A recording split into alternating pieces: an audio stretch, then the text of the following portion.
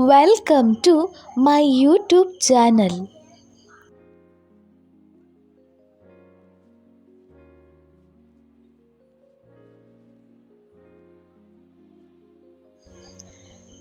First chapter ಭಾರತದ ಇತಿಹಾಸದ ಮೇಲೆ ಭೂಗೋಳದ ಪ್ರಭಾವ, ಭಾರತದ ಇತಿಹಾಸದ ಮೂಲಾಧಾರಗಳು.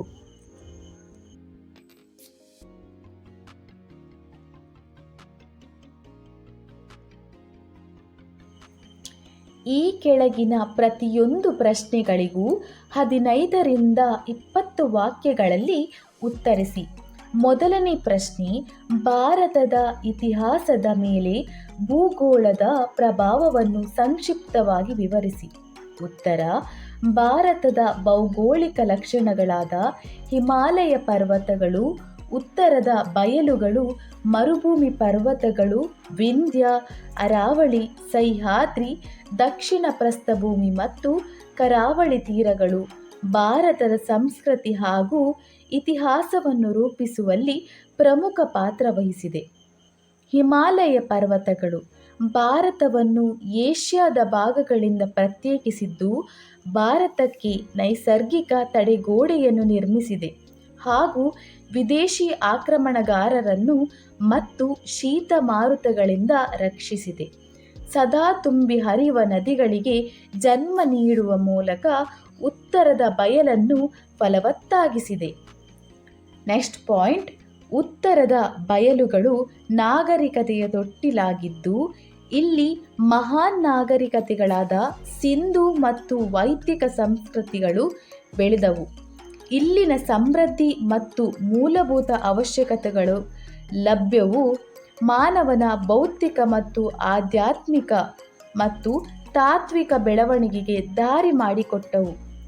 ಉತ್ತರದ ಕಣಿವೆಗಳಾದ ಖೈಬರ್ ಮತ್ತು ಬೋಲಾನ್ ಮುಂತಾದವು ಭಾರತೀಯರಿಗೆ ಪಾಶ್ಚಿಮಾತ್ಯರೊಂದಿಗೆ ವಾಣಿಜ್ಯ ಮತ್ತು ಸಾಂಸ್ಕೃತಿಕ ಸಂಬಂಧಗಳು ಬೆಳೆಸಲು ಸಹಾಯ ಮಾಡಿದವು.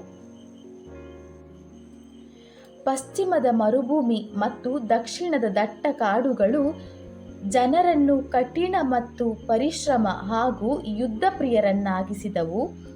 ದಕ್ಷಿಣಕ್ಕಿರುವ ಸಮುದ್ರಗಳು ಒಂದು ಕಾಲದಲ್ಲಿ ತಡೆಬೇಲಿಗಳಂತಿದ್ದು, ನಂತರದಲ್ಲಿ ಜಗತ್ತಿನ ಇತರ ಭಾಗಗಳ ಜೊತೆ ಸಂಪರ್ಕ ಬೆಳೆಸುವ ಸಾಧನವಾದವು.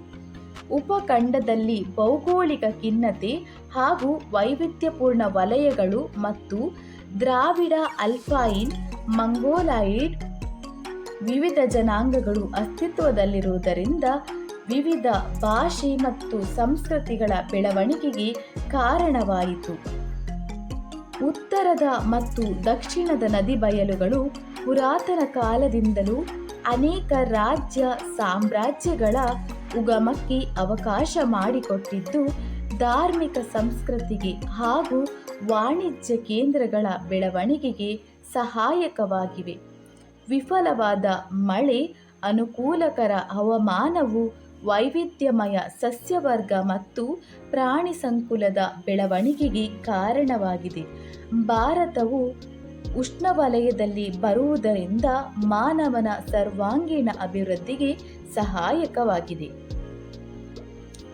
ಪ್ರಶ್ನೆ 2, ಭಾರತದ ಇತಿಹಾಸದ ವಿಶಿಷ್ಟ ಲಕ್ಷಣಗಳನ್ನು ವಿವರಿಸಿ.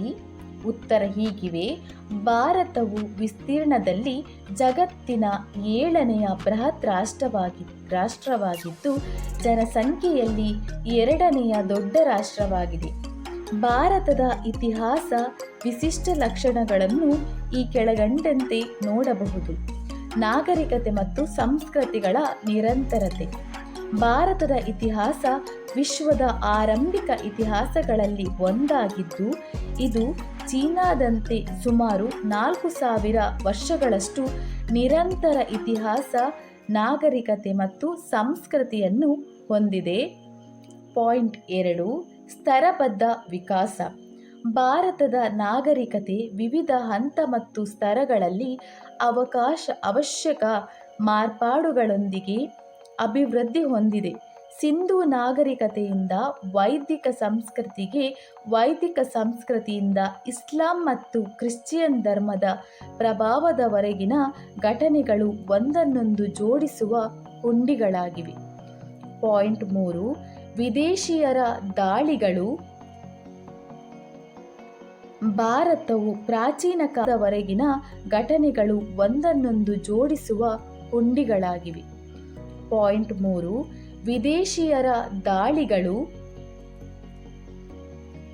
ಭಾರತವು ಪ್ರಾಚೀನ ಕಾಲದಿಂದಲೂ ವಿದೇಶಿಯರ ದಾಳಿಗೆ ತುತ್ತಾಗಿದೆ. ಪ್ರಾಚೀನ ಕಾಲದಲ್ಲಿ ದಾಳಿ ಮಾಡಿದ ಗ್ರೀಕರು, ಶಕರು, ಕುಶಾನರು, ಅರಬ್ಬರು, ಟರ್ಕರು ಭಾರತದ ಸಂಸ್ಕೃತಿಯ ಒಂದು ಭಾಗವಾಗಿ ಉಳಿದರು. ಆದರೆ ಇಂಗ್ಲಿಷರು ಅತಿ ದೀರ್ಘಕಾಲ ಭಾರತವನ್ನು ಆಳಿದರೂ ನಮ್ಮ ಸಂಸ್ಕೃತಿಯ ಭಾಗವಾಗಲಿಲ್ಲ. ಪ್ರಬಲ ಮತ್ತು ಸಹಿಷ್ಣುತಾವಾದ ಹಿಂದೂ ಧರ್ಮ. ಭಾರತದಲ್ಲಿ ಹಿಂದೂ ಧರ್ಮ ಪ್ರಬಲವಾಗಿದ್ದು, ಇತರ ಧರ್ಮಗಳಾದ ಬೌದ್ಧ, ಜೈನ, ಸಿಖ್, ಮುಸ್ಲಿಂ ಧರ್ಮಗಳ ತವರಾಗಿದೆ. ವಸುದೈವ ಕುಟುಂಬಕಂ ಹಾಗೂ ಸರ್ವೇ ಜನಃ ಸುಖಿನೋ ಭವಂತು ಎಂಬ ತತ್ವದಲ್ಲಿ ನಂಬಿಕೆ ಹೊಂದಿದೆ. ಪಾಯಿಂಟ್ 5, ಜಗತ್ತಿಗೆ ಕೊಡುಗೆಗಳು. ಭಾರತೀಯರು ವಿವಿಧ ಕ್ಷೇತ್ರಗಳಲ್ಲಿ ಜಗತ್ತಿಗೆ ತನ್ನದೇ ಆದ ಕೊಡುಗೆಗಳನ್ನು ನೀಡಿದ್ದಾರೆ.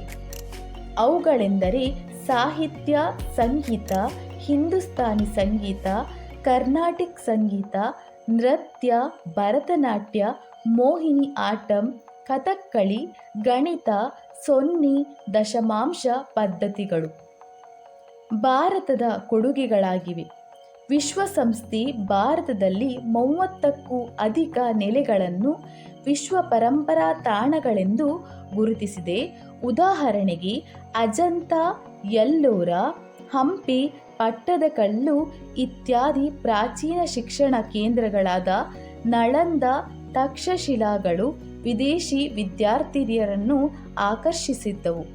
ವೈದ್ಯಶಾಸ್ತ್ರದಲ್ಲಿ ಚರಕ ಮತ್ತು ಸುಶ್ರುತರ ಕೊಡುಗೆಗಳು ಅಮೋಘವಾದುದು. ಪಾಯಿಂಟ್ 6, ವಿದೇಶಿಯ ಆಕರ್ಷಣೆಯ ಕೇಂದ್ರವಾಗಿ ಭಾರತದ ಸಂಪತ್ತು, ನೈಸರ್ಗಿಕ, ಐತಿಹಾಸಿಕ ತಾಣಗಳು ಇತ್ಯಾದಿಗಳು ವಿದೇಶಿ ಆಕ್ರಮಣಕಾರರನ್ನು, ಪ್ರವಾಸಿಗರನ್ನು ಆಕರ್ಷಿಸಿದವು. ಪ್ರಶ್ನೆ 3, ವೈವಿಧ್ಯತೆಯಲ್ಲಿ ಏಕತೆ. ಭಾರತದ ಪ್ರಮುಖ ಲಕ್ಷಣವನ್ನು ವಿವರಿಸಿ.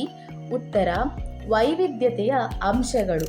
ಪಾಯಿಂಟ್ 1, ಭೌಗೋಳಿಕ ವೈವಿಧ್ಯತೆ. ಭಾರತವು ವೈವಿಧ್ಯಮಯ ಭೌಗೋಳಿಕ ಲಕ್ಷಣಗಳನ್ನು ಹೊಂದಿದೆ.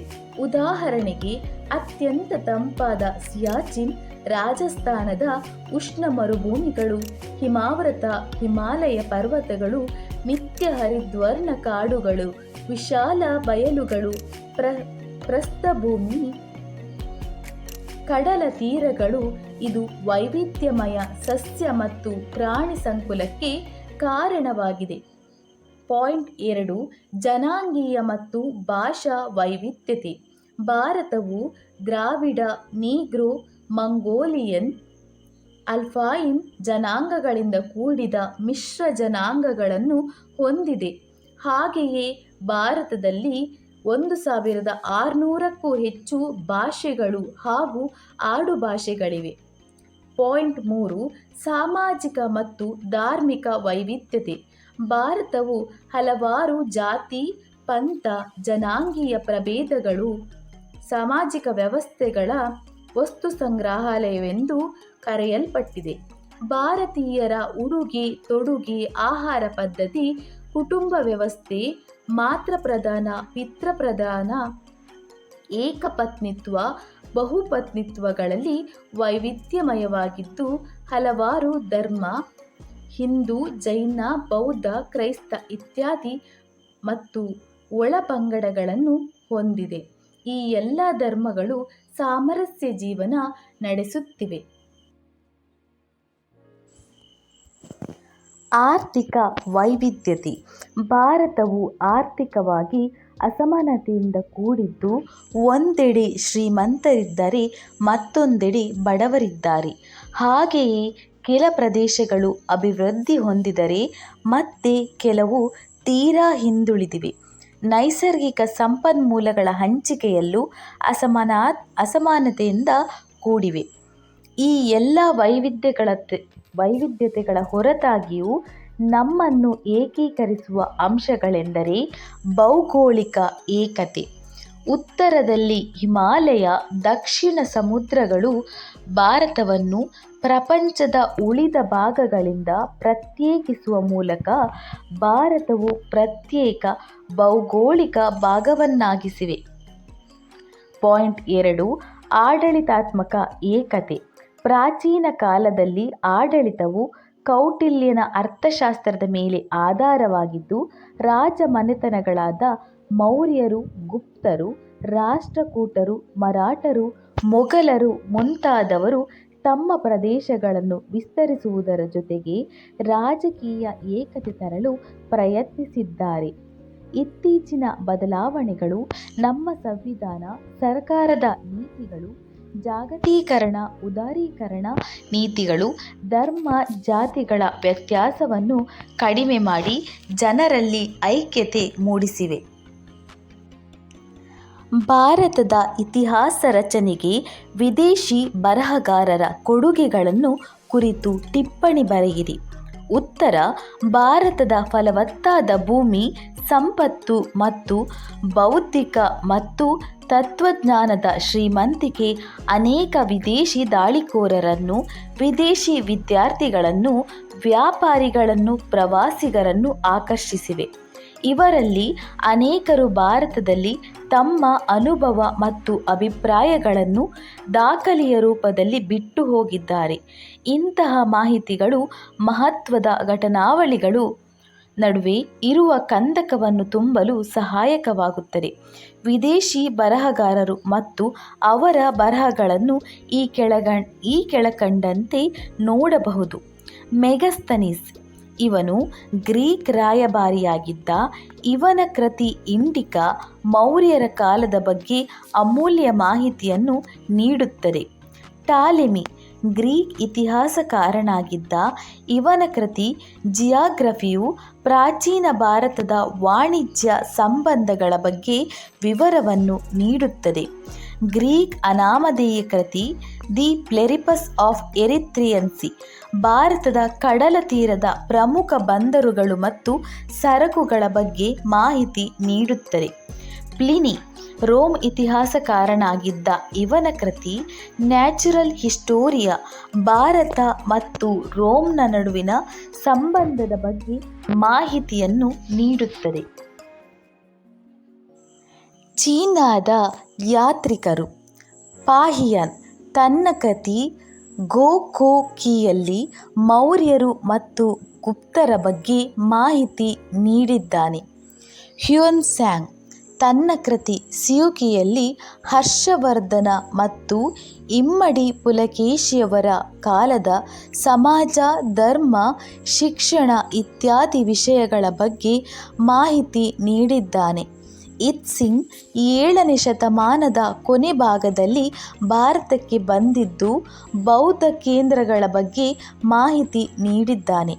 ಮುಸ್ಲಿಂ ಬರಹಗಾರರು ಬಾಬರ್ನು ಬಾಬರ್ ನಾಮ್, ಜಹಾಂಗೀರ್ ನಾಮ್, ಅಬುಲ್ ಫಜಲ್ ಅಕ್ಬರ್ ನಾಮ್ ಎಂಬ ಕೃತಿಯನ್ನು ಬರೆದಿದ್ದಾರೆ.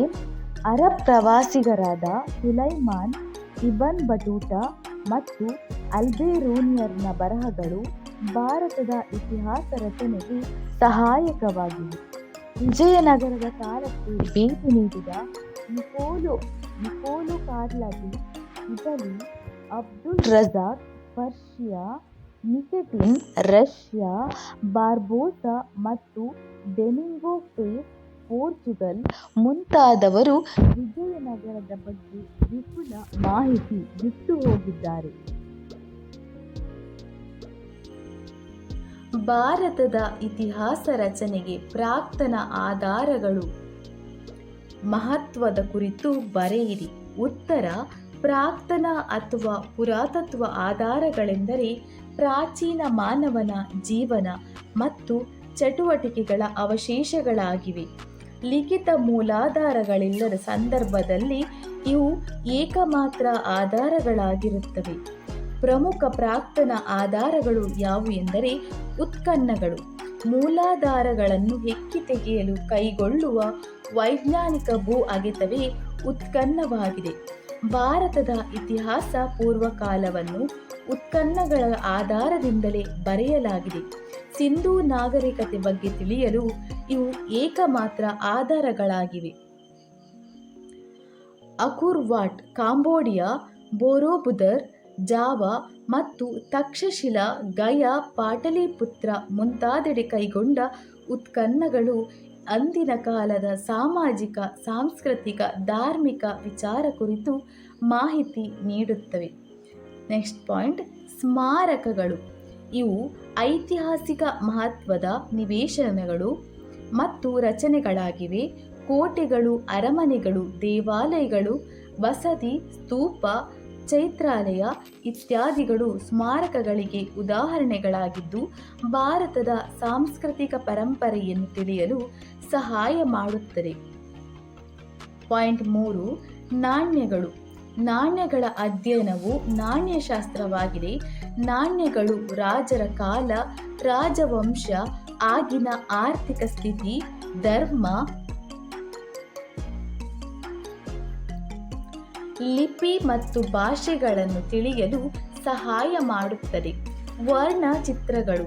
ವರ್ಣಚಿತ್ರಗಳು ಅಂದಿನ ಕಾಲದ ಸಾಮಾಜಿಕ, ಸಾಂಸ್ಕೃತಿಕ ಮತ್ತು ಧಾರ್ಮಿಕ ವಿಷಯಗಳನ್ನು ಕಣ್ಣಿಗೆ ಕಟ್ಟುವಂತೆ ತಿಳಿಸುತ್ತದೆ.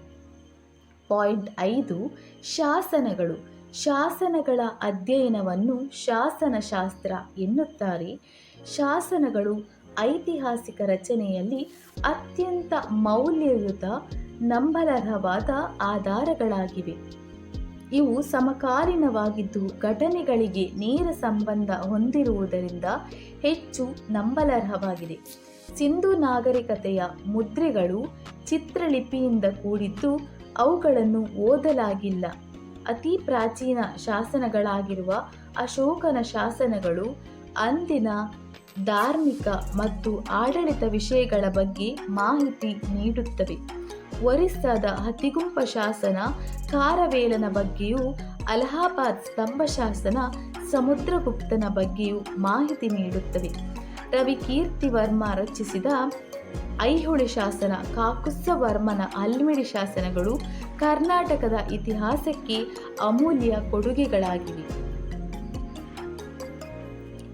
ಬಹು ಆಯ್ಕೆಯ ಪ್ರಶ್ನೆಗಳು. ನಾಣ್ಯಗಳನ್ನು ಕುರಿತು ಅಧ್ಯಯನ ಮಾಡುವ ಶಾಸ್ತ್ರ ನಾಣ್ಯಶಾಸ್ತ್ರ, ಎಪಿಗ್ರಫಿ, ಶಾಸನ, ಅರ್ಥಶಾಸ್ತ್ರ. ಉತ್ತರ, ನಾಣ್ಯಗಳನ್ನು ಕುರಿತು ಅಧ್ಯಯನ ಮಾಡುವ ಶಾಸ್ತ್ರ ನಾಣ್ಯಶಾಸ್ತ್ರ. ಕವಿರಾಜಮಾರ್ಗ ಕೃತಿಯ ರಚನೆಕಾರ ಯಾರು? ಶ್ರೀ ವಿಜಯ, ಹಾಲ, ಡಿಂಡಿಮ, ಅಮೋಘವರ್ಷ. ಸರಿಯಾದ ಉತ್ತರ ಶ್ರೀ ವಿಜಯ. ಕವಿರಾಜಮಾರ್ಗ ಕೃತಿಯ ರಚನೆಕಾರ ಶ್ರೀ ವಿಜಯ. ನ್ಯಾಚುರಲ್ ಹಿಸ್ಟೋರಿಯ ಕೃತಿಯ ಕರ್ತ ಅಗಸ್ಟಸ್, ಪ್ಲಿನಿ, ಹೆರೋಡೋಟಸ್, ಟಾಲೆಮಿ. ಸರಿಯಾದ ಉತ್ತರ ಪ್ಲಿನಿ. ನ್ಯಾಚುರಲ್ ಹಿಸ್ಟೋರಿಯ ಕೃತಿಯ ಕರ್ತ ಪ್ಲಿನಿ. ಬಿಟ್ಟಸ್ಥಳ ತುಂಬಿರಿ. ಡ್ಯಾಶ್ ಪ್ರಕಾರ ಕರ್ನಾಟಕವು ದಕ್ಷಿಣದಲ್ಲಿ ಕಾವೇರಿ ನದಿಯಿಂದ ಉತ್ತರದಲ್ಲಿ ಗೋದಾವರಿವರೆಗೂ ವಿಸ್ತರಿಸಿದೆ. ಉತ್ತರ, ಕವಿರಾಜಮಾರ್ಗದ ಪ್ರಕಾರ. ಡ್ಯಾಶ್ ಪ್ರಾಚೀನ ಮಾನವನ ಜೀವನ ಮತ್ತು ಚಟುವಟಿಕೆಗಳು ಅವಶೇಷಗಳಾಗಿವೆ. ಉತ್ತರ, ಪುರಾತನ ಮತ್ತು ಪುರಾತತ್ವ ಆಧಾರಗಳು ಪ್ರಾಚೀನ ಮಾನವನ ಜೀವನ ಮತ್ತು ಚಟುವಟಿಕೆಗಳ ಅವಶೇಷಗಳಾಗಿವೆ. ಲಿಖಿತ ಮೂಲಾಧಾರಗಳು ಲಭ್ಯವಿಲ್ಲದ ಕಾಲವನ್ನು ಡ್ಯಾಶ್ ಎಂದು ಕರೆಯುವರು. ಉತ್ತರ, ಲಿಖಿತ ಮೂಲಾಧಾರಗಳು ಲಭ್ಯವಿಲ್ಲದ ಕಾಲವನ್ನು ಇತಿಹಾಸ ಪೂರ್ವಕಾಲ ಎಂದು ಕರೆಯುವರು. ಶಹನಂ ಕೃತಿಯ ಕರ್ತ. ಶಹನಂ ಕೃತಿಯ ಕರ್ತ ವಿದ್ರೋಸಿ.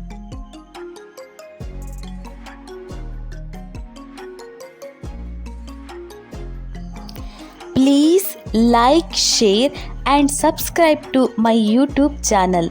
Thank you so much for watching.